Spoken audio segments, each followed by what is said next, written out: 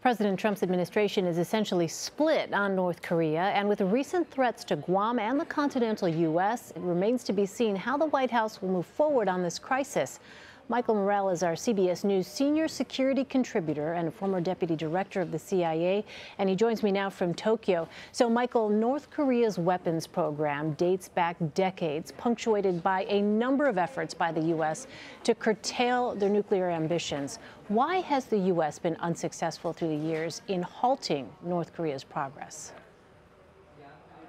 Elaine, the primary reason is the regime in North Korea believes that the United States wants to overthrow it, wants to reunite the peninsula on South Korea's terms, and they see nuclear weapons and the ability to deliver them to the continental United States as their ultimate deterrent to stop us.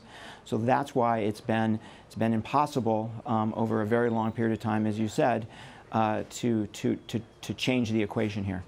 So, given that, do you think the Trump administration can do anything now to rein in the North Koreans? So I don't believe that diplomacy will get us to where we need to go. I think we need to try diplomacy again, but I believe it will fail. I think the president is right when he said diplomacy has been tried and failed. I think that leaves us, Elaine, with two options. One is to essentially accept the fact that North Korea has this capability and then work to contain them and to deter them. That's one option. That's at one end of the spectrum. The other option on the other end of the spectrum is military action to degrade their capability and limit their ability to threaten us. So it's two extremes here. Both options are bad. There are no good options, and that's what the president has to decide.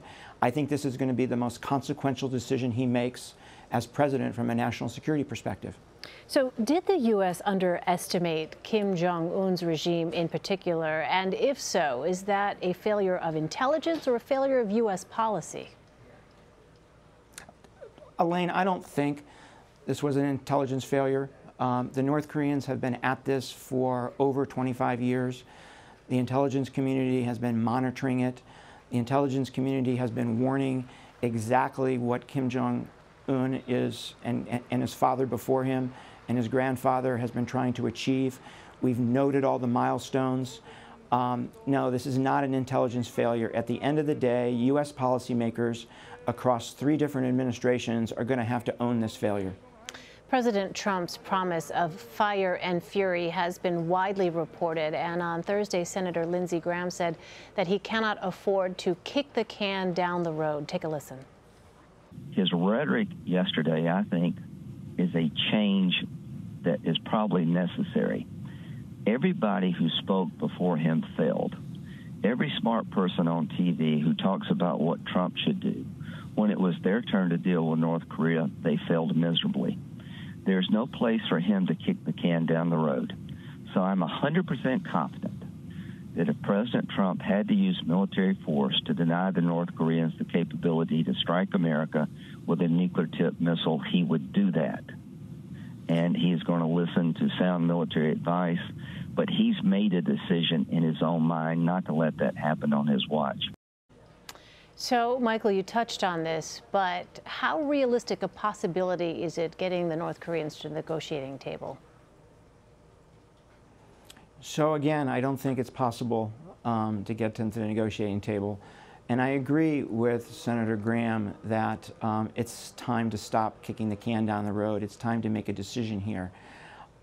Having said that, I see the president's comments of the last 2 days as reckless. And they're reckless, Elaine, for 2 reasons. One is that Kim Jong-un has been shown to be provocable. He has shown to respond to this kind of rhetoric. And so I think this playground game of dare, double dare is dangerous. And then the second reason it's reckless is that the president is boxing himself in. At a time when he should be looking to maximize his options, he's narrowing them. He's on the verge of making the same mistake that President Obama made in drawing the red line on Syria.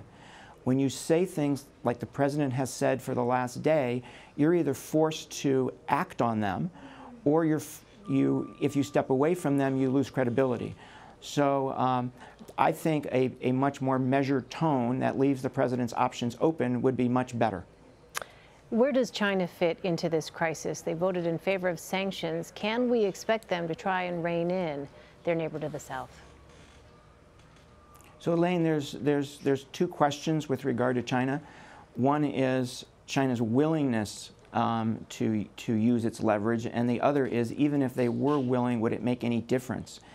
Most of the attention from experts is on the first question, their willingness, and they haven't been willing to date for all sorts of reasons.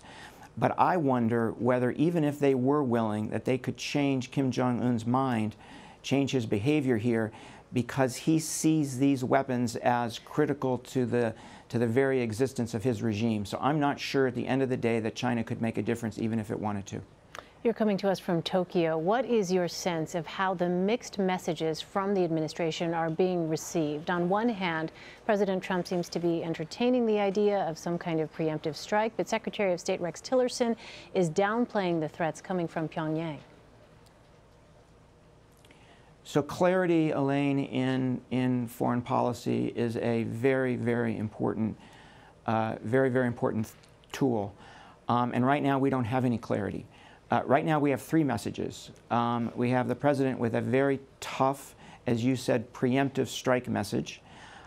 We have Secretary Tillerson backing away from that significantly. And we have Secretary of Defense Mattis with his own tough message, but it's different from the president's. Secretary Mattis's comments are about, if the North Koreans attack us first, we will respond in a very significant way. I actually think Secretary Mattis's comments are the ones that should be coming out of the mouths of all U.S. officials at this moment. The impact here in Asia is that the lack of clarity suggests to them that there is no strategy. So they're asking, what is our strategy with regard to North Korea, and they don't see one. Michael Morrell, thanks very much for your time. Appreciate it. Good to be with you, Elaine.